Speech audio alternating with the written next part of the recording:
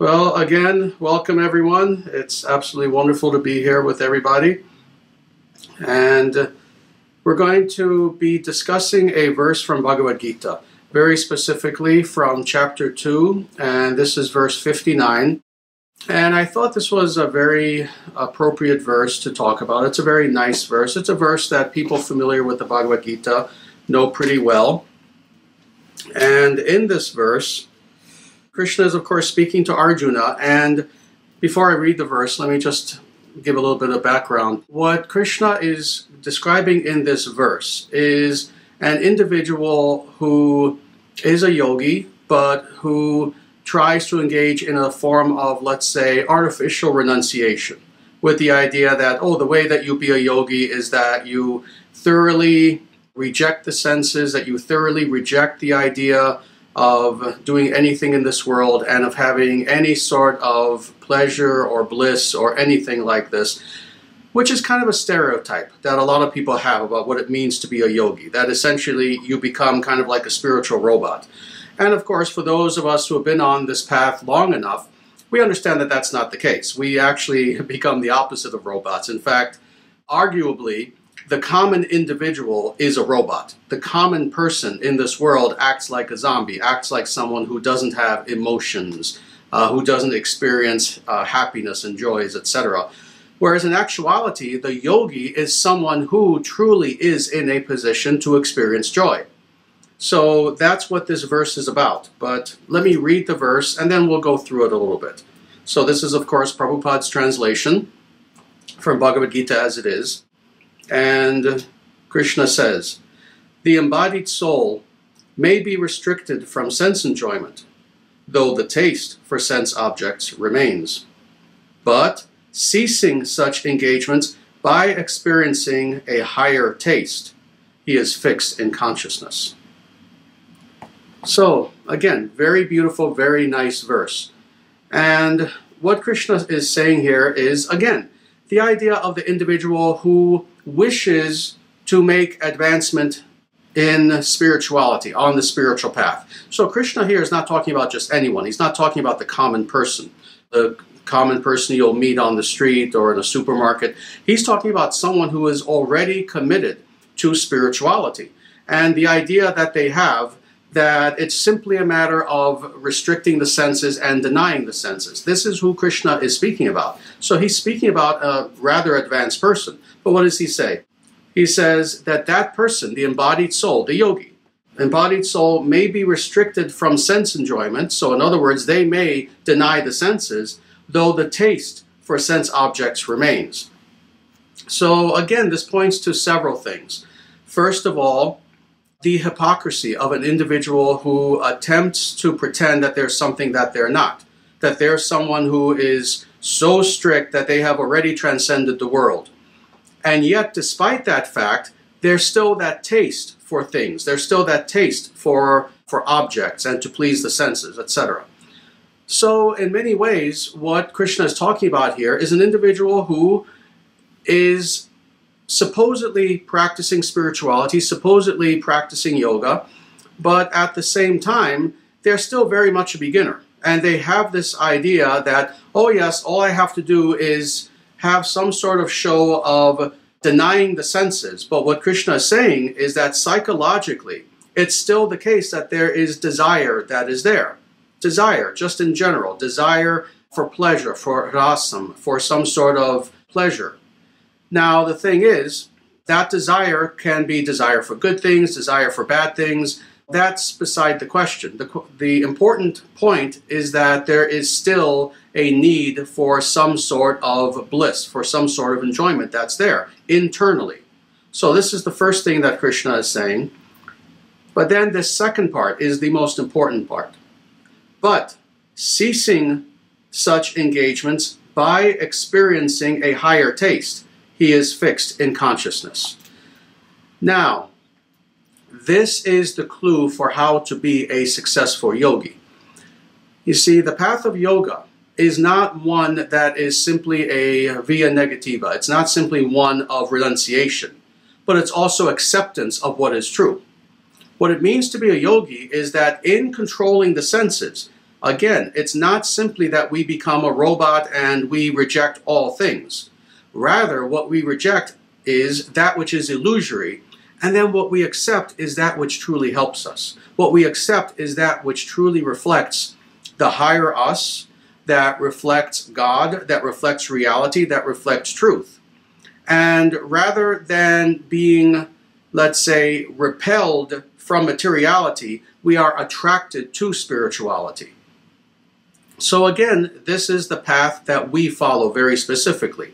Of all the people who follow the Vedic path, of course, we know that there are many different people with many different ideas. With us very specifically, as Vaishnavas, as devotees of Krishna, of Sriman Narayana, we understand that what we are seeking is sweetness. What we are seeking is not to eliminate taste. It's not to eliminate rasa, this sweetness that all beings are seeking. Rather, what we wish to eliminate is the illusory taste, the illusory sweetness of that which is not truly in our interest. Everyone is seeking sweetness. My guru would talk about this. Everyone is seeking some sort of sweetness, something that will give them what their heart is yearning for. In illusion, however, of course, most people mistake poison for sweetness. They will be attracted to things that ultimately are poisonous to them. It can be anything. It can be drugs, it can be entertainment, it can be, pick anything you want that is illusory. But for so many people, these things are sweet to them. In their illusion, they think, oh, this is something that it's so fun, it's so great, it's so wonderful, it's giving me something that I know I'm looking for, and this seems to be it. But of course, ultimately, through wisdom, hopefully such an individual will be able to distinguish between what is true sweetness versus that which is not. And how do you know the difference, really, between the two? Because this is the nature of illusion. It can indeed trick us very, very easily, to the point where we are so convinced that what we are doing is the right thing, we'll defend it to the death. Oh, I'm taking a massive amount of narcotics and drugs every single day, and this is giving me my sweetness, and I'll defend it to the death. I'll lie, I'll stick up for it, etc., etc. So we can convince ourselves that something truly is giving us what we're looking for, and it's not. Now again, how do we distinguish between the two? That which is a true sweetness versus that which is an illusory sweetness. Very simply, long term, is it something that is truly benefiting us or harming us? Is it something that is bringing us enlightenment or furthering our illusion? Is it something that is making us healthier, more sattvic, more light, more giving us more clarity in all ways? Or is it something that is doing the opposite? Is it something that is in actuality enslaving us? So this is the distinction that we can make between these various types of so-called sweetness versus true sweetness. True sweetness does not take from you. It gives to you. True sweetness does not take your health from you. It doesn't take your sanity from you. It doesn't take your peace from you. It gives you these things. That true sweetness, of course, that all of us are ultimately seeking, is that sweetness also that is eternal. Because this is the other thing. Illusory sweetness doesn't last. That's how you know that it's not a real sweetness. That's how you know that's not a real pleasure, a real bliss. Because it doesn't last.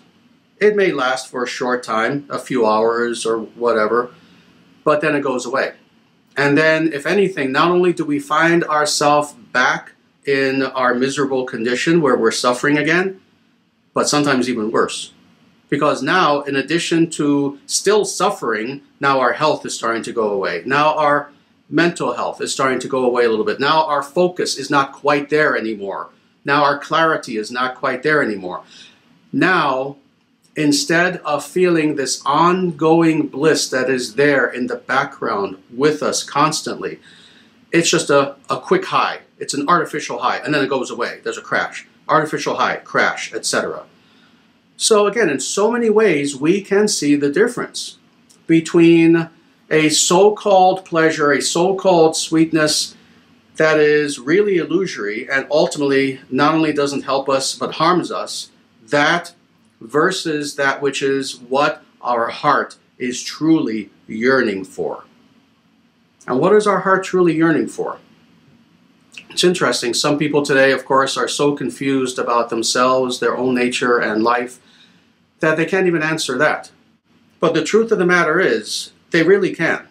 If we truly look deep within us in an honest and calm sort of way, we know what we're looking for.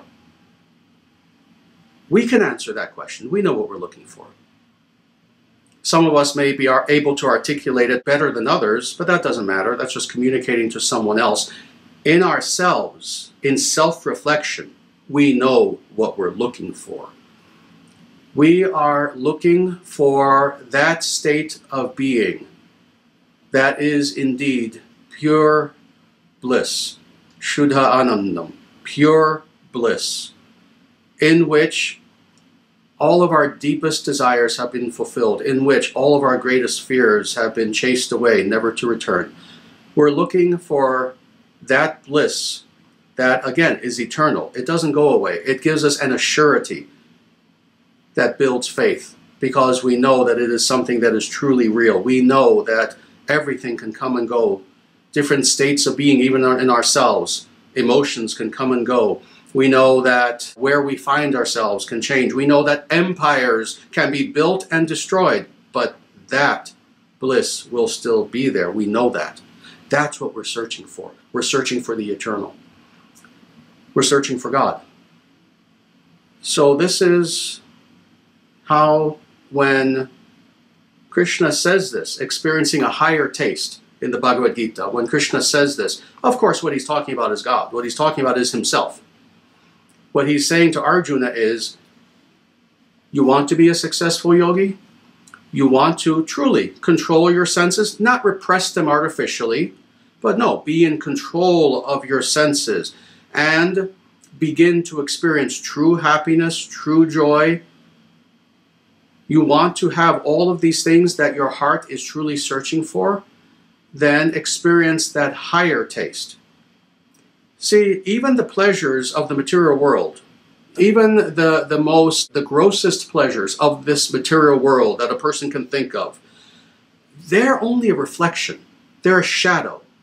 The reason why people derive pleasure in anything, even the lowliest thing, is because true pleasure exists as the real substance. And every other pleasure in this material world is simply a shadow of that. Every other pleasure that is brought about due to false ego, ahankara, is simply a shadow.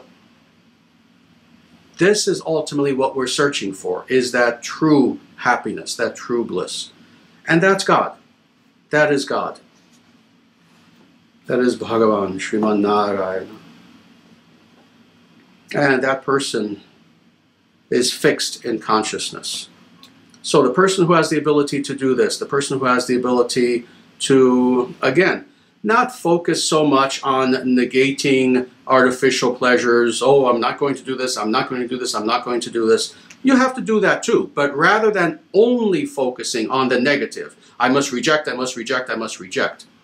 Allow ourselves to become attracted positively to that beauty, that wonder that is God, that wonder that is the divine. This is what Krishna is telling us to do. And once we do that, again, we will be fixed in consciousness. In other words, at that point, not only will we have self-realization, which we will by implication. If you're fixed in consciousness, of course, that means you know yourself. You know your own consciousness. But we will be fixed in that. In other words, what does fixed mean? It's kind of an old-fashioned way of saying things. When people read Prabhupada's translations, often they'll be a little bit confused about the terminology that he uses. Personally, I love the way he says things because it's very old-fashioned. Not only is he often using 19th century and very early 20th century terminology, but British terminology on top of that. So he'll often say things that, again, the average American in 2018, they have to kind of, think, oh, what does this terminology mean? So I like this very much. Fixed in consciousness. In other words, you are steady in who you are spiritually. And you don't sway. You don't veer from that path. what Krishna is saying here is find that higher taste. In other words, turn to Him. Turn to that which is the source of sweetness. And what will happen is not only will you know yourself, but you will remain in that state of equilibrium and bliss. You will remain fixed in that consciousness. So we see how this is a very beautiful verse. It's a very practical verse, actually. In fact, I think it was with the very last class that we had, the last Srimad Bhagavatam class, that I made this statement, and of course it hasn't been released on video yet, but I made this actually interesting statement that I had never made publicly before about the scriptures. And that is that, interestingly, even though some things in scripture may seem very practical, oh, do this, do this, do this, whereas other things in scripture may seem very philosophical, I've made the argument that actually it's all practical, it's all experiential, including even philosophical things. But this especially, you can at least see with your own eyes very easily, that this is a very practical verse on, again, how to transcend ego and materiality, but how to do so in a very practical way, a very real sort of way, a blissful sort of way.